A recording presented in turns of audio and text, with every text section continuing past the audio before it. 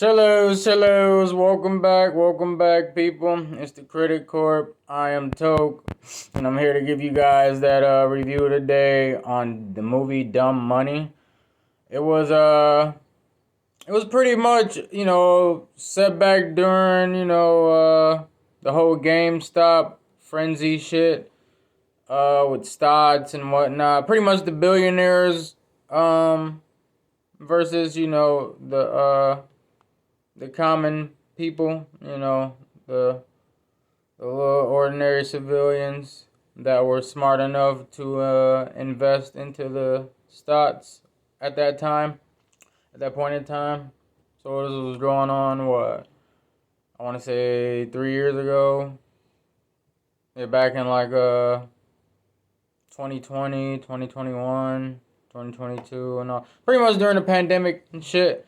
Um, you got this dude named Keith Gill, who's like a Mass Mutual financial analyst, and he's just going at the necks of fucking the billionaires and all the founders of like fucking stocks and whatnot, and preaching about the undervalue of GameStop, and he's making valid points, and people start following his lead, and he pretty much develops a fan base to a certain extent that it blows up. It blows the fuck up. He becomes wealthy.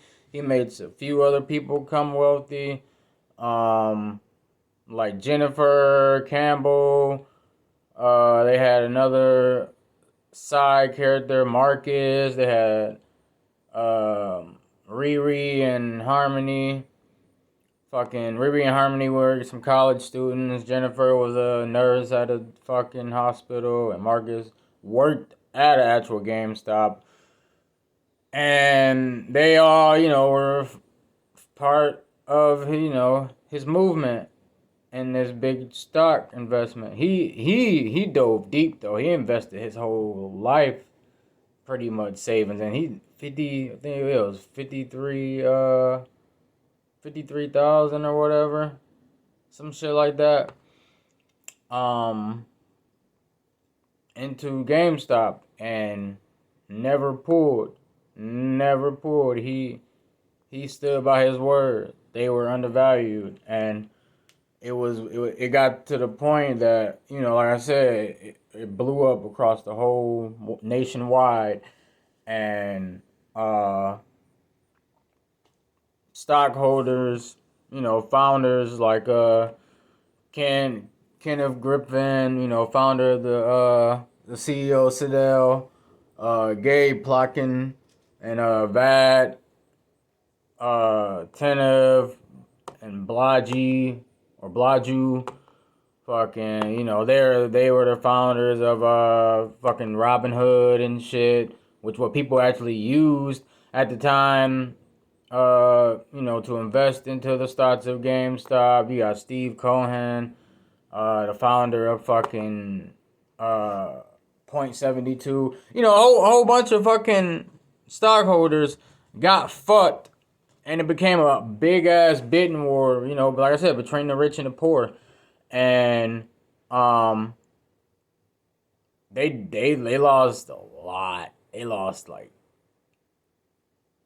damn near 7 billion. I want to say, yeah, 7 billion.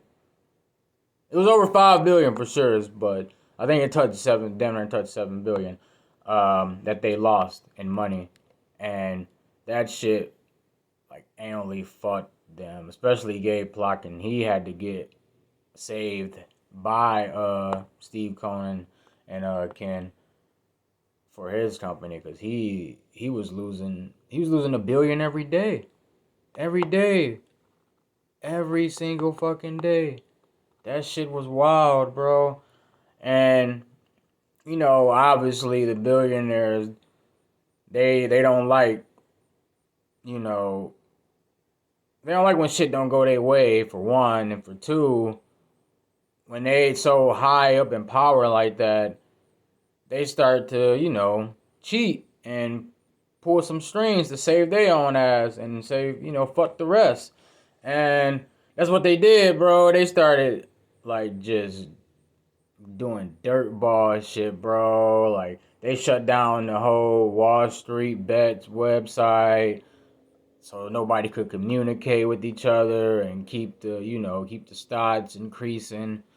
Fucking what's the name?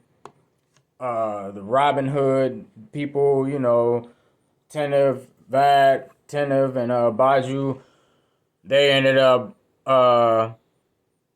shutting down they fucking little app service, the Robin Hood that everybody was using, cause they were like some sketchy shit to begin with. So like that was bound to happen. I already foreseen that in the movie, and in real life when the shit was going down. Fucking Robin Hood. It don't even sound legit. Robin Hood. Like, come on now. What Robin Hood do? Jug. Like, come on now, bro. And it was getting so deep that everybody from the founders to, Keith Gill got served up. They got served them papers. They had to fucking go before the Congress and give their testimony just to really save their ass from some Fed rally shit, government shit happening to their ass. Most of them are not even in the Forbes list anymore. Like they're as the richest. They net worth is still a lot. Don't get me wrong, because they were fucking billionaires, but they're not all high and mighty like they was before. And this is crazy, bro. It's crazy how badly they got exposed, especially fucking oh boy, Kenneth Griffin, from the because he was the CEO and founder of the Citadel, and they were in cahoots, with the Robin Hood, and they told them,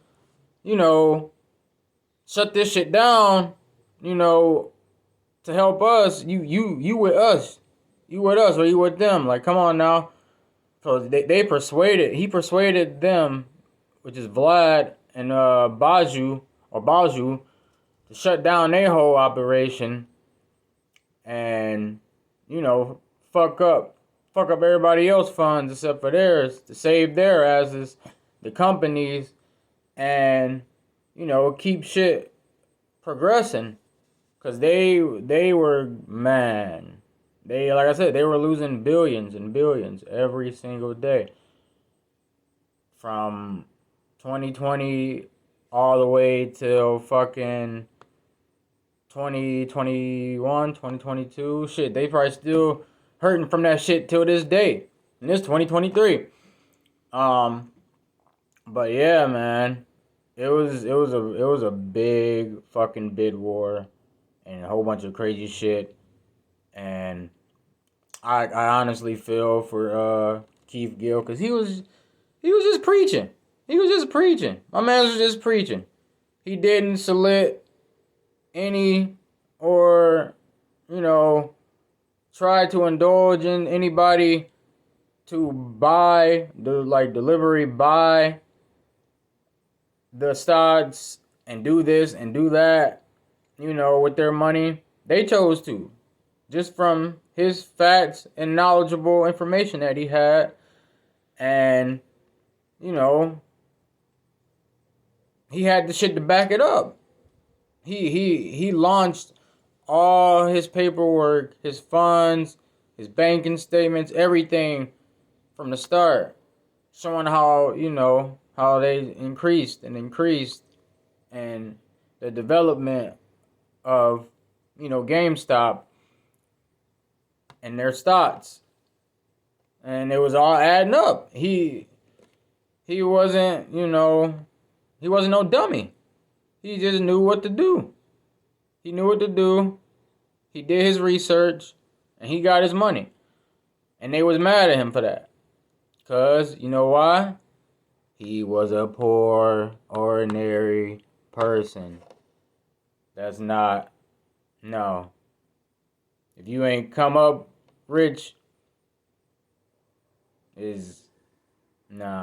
on your ass. The Fed, especially the feds.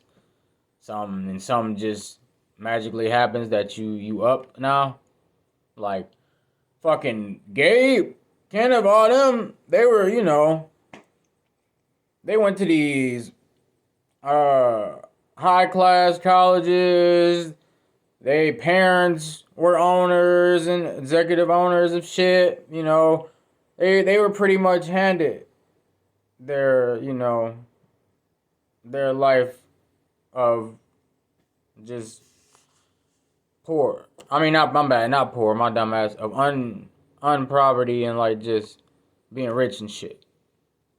So it was like, man, come on now. Who's really looking legit and who's not? Who's pleading their case and who's actually, showing a true, like, meaning in what they were doing? Because, like I said, the billionaires, they greedy motherfuckers. They just doing that shit just to fucking be known and have they stamp on everything. As to where Keith, he was doing it for, money, financial wise, but he didn't really project his motive through the whole thing, as you would say. He was, like I said, he was just preaching and giving facts and letting people know what was up. And it ended up blowing up and starting a whole movement, man. So, some people still say to this day because he retreated. Like, he got the fuck on after all this shit happened. That he's still up in the millions. So, hey, because they said he was, what? Net worth was about 48 mil or some shit like that. So, yeah. And then he spent some, obviously, on his brother to get him a whip and shit at the end of the movie. Because he was always finessing his whip and shit to go do DoorDash and shit like that. But, which was played by Pete Davidson. That nigga's a fool. But, yeah. You guys should definitely check out this movie, bro. It was pretty good. It kind of gave me Big Short vibes. On top a little bit of Margin Call. So, the anti-network or whatever. So, yeah. Leave some comments, like and subscribe. Support the motherfucking corp. Let me know what you guys think about this movie. You should definitely go check it out. And toodles.